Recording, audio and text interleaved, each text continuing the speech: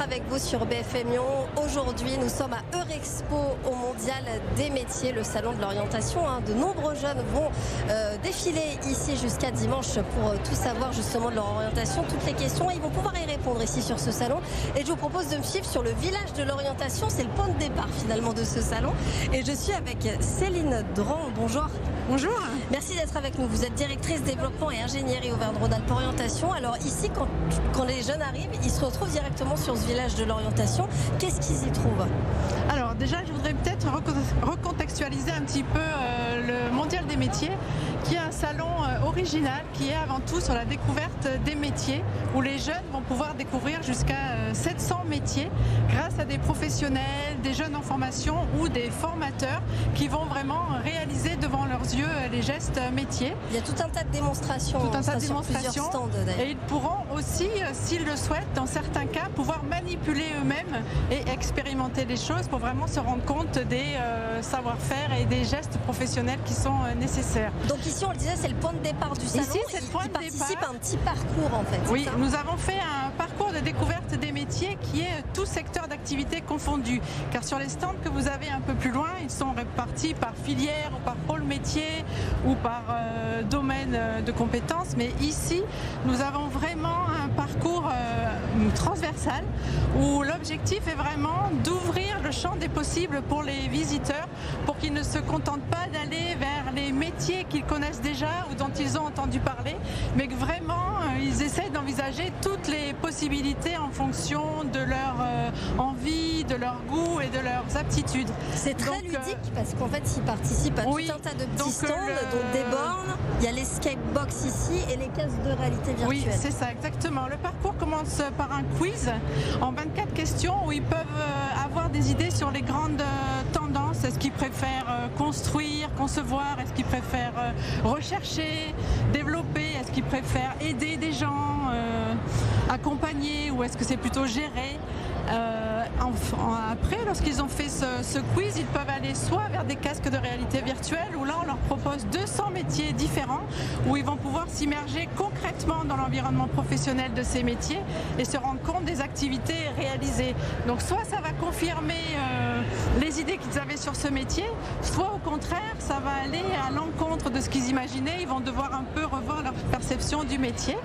Mais merci beaucoup en tout cas Céline Dran. Après, je voulais vous dire aussi qu'on a cette partie-là qui est ludique, où les jeunes peuvent vraiment manipuler et réaliser des gestes professionnels sur des métiers de l'industrie que nous avons voulu mettre en visibilité.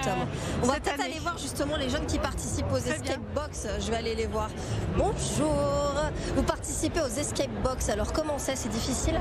Ouais, trop difficile. Trop difficile? Qu'est-ce qu'on vous demande de faire? Aller charger le camion et livrer les commandes. Trouver ensuite un code à 4 chiffres et ouvrir la boîte. Eh ben merci beaucoup, bon courage alors. Merci beaucoup. Bon courage pour Vous faire aussi. Escape Box. Et nous on va se retrouver tout de suite sur un autre stand, pas très loin d'ici. On va parler des femmes dans les filières scientifiques.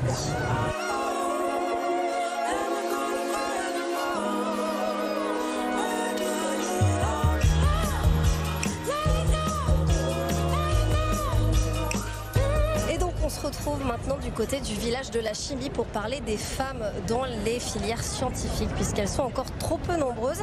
Alors je me trouve avec Vanessa Mondoloni qui est responsable communication à l'ITEC, qui est une école d'ingénieurs. Alors vous, c'est pas votre cas, puisqu'en fait les femmes, elles sont quand même très présentes dans votre filière. Pourquoi ?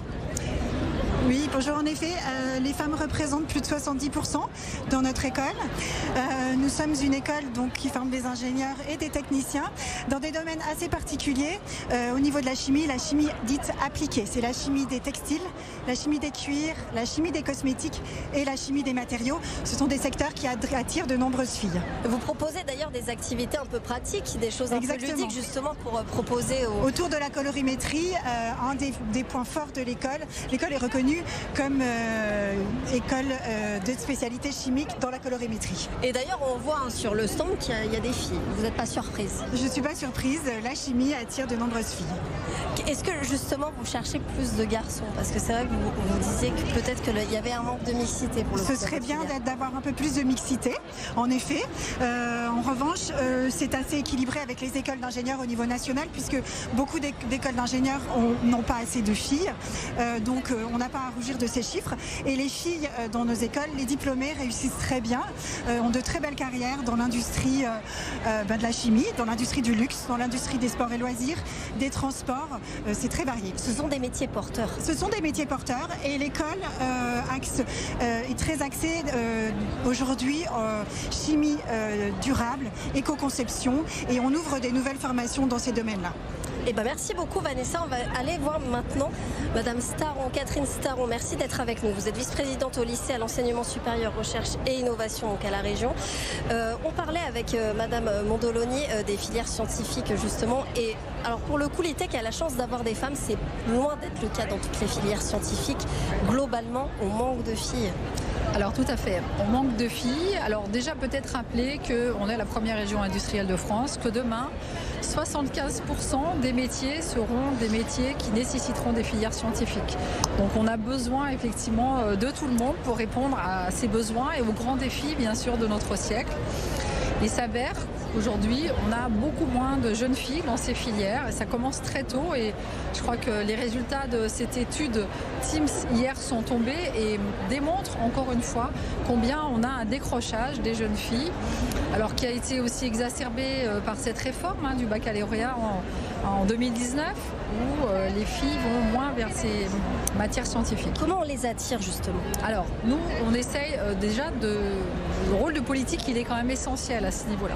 Donc il faut qu'on arrive à valoriser ces filières. Il y a des méthodes qui marchent. Aujourd'hui, c'est un vrai sujet, on va dire, de sociétal, de manque de confiance en fait qu'ont les jeunes filles pour se projeter dans ces filières. Donc c'est vraiment culturel et c'est là où il faut qu'on arrive à faire bouger les lignes. Donc c'est pas quelque chose de facile. Par contre, dans ce qui marche, on le sait, c'est que des femmes viennent parler en fait de leur métier à des jeunes filles, parce qu'elles sont ingénieures, parce qu'elles sont scientifiques, techniciennes. On voit ici d'ailleurs et c'est ce que l'on voit parfaitement ici dans la chimie, parce que comme vous l'avez dit au démarrage de cet entretien, dans la chimie, on a pratiquement 60% de femmes dans cette filière, et il faut qu'on arrive à projeter de la même manière sur l'industrie et autres. Donc ici sur ce mondial des métiers, on a un fil rouge, donc on a une exposition qui présente qu'on a réalisée en fait avec Femmes et Sciences et le CNRS, qui montre des femmes dans des métiers qui sont bien sûr scientifiques, mais aussi numériques, parce que là aussi c'est vraiment des filières qui en manquent beaucoup.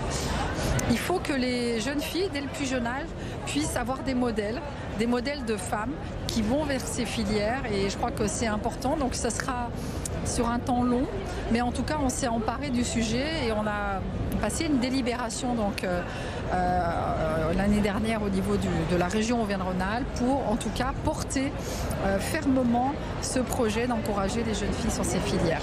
Merci beaucoup Catherine Staron d'avoir répondu à nos questions, et on va aller tout de suite sur un autre stand puisqu'on fait le tour du salon aujourd'hui sur BFM Lyon, un stand qui attire aussi beaucoup les filles, c'est le santé sociale.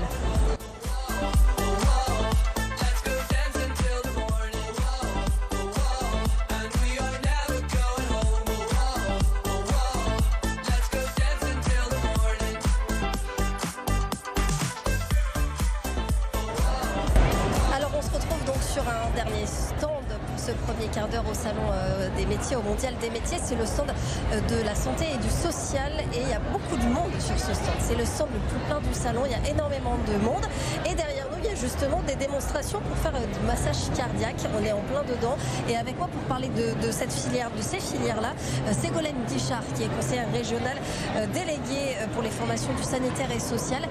C'est des filières il y a beaucoup de monde sur le salon, c'est ce que je disais, sur ce stand, mais c'est des filières qui peinent à attirer malgré tout. Tout à fait. C'est des filières d'emploi qui intéressent beaucoup les jeunes, qui ont envie et besoin de se dévouer de trouver un sens à leur carrière professionnelle.